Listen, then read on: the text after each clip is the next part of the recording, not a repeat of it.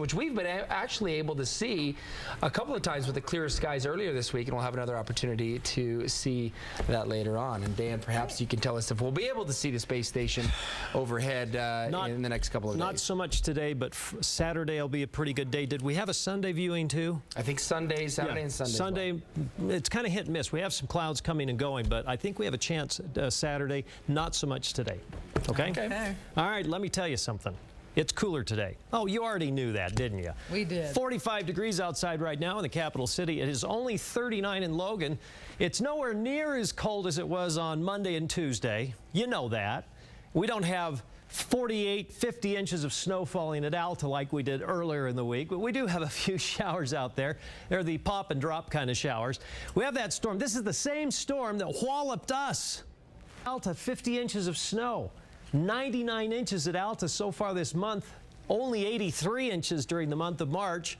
And this storm is still causing havoc across much of the east while we're starting to put our attention to a low pressure zone right here in the Pacific. This storm is going to hit us Monday night and Tuesday. But in the meantime, it's going to shove a ridge of high pressure right here. Ridge of high pressure. Wait a minute, I got to go a little farther south. That ridge right there, it's going to push that ridge up.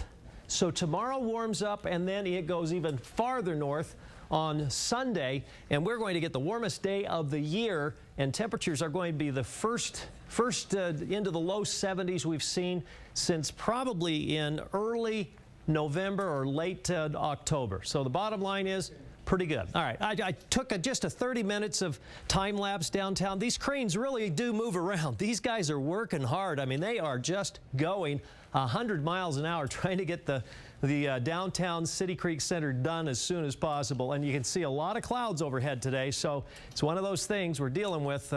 Clouds, isolated showers, just enough, like I said, to drips, make your windshield wipers, and you know there's dust in the air, and so it's not a big storm. It's just enough to make it noticeable. 10 degrees comparison to what we had yesterday.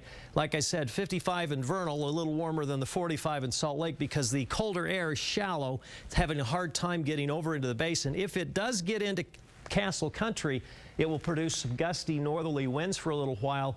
It does look like the front is stalling across the central part of the state. It should stall because it's going to turn around and go back north tomorrow, and that's the reason we'll warm up. Only 39 in Boise, only 39 in Great Falls, 58 in San Francisco, 76. This is the air right here.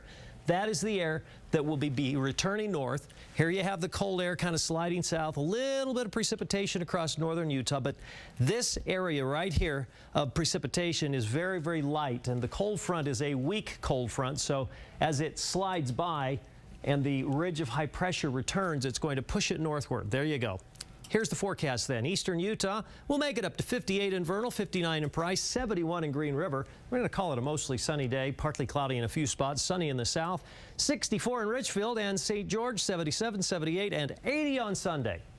Then I put a slight risk for thunderstorm Monday and a little higher chance Tuesday as the temperature will be more than 10 degrees cooler than normal. Breezy northerly winds. Only in the 50s today with Salt Lake City's projected high temperature for Saturday, 66 under partly cloudy skies. So that's why I think we might see the shuttle and the space station.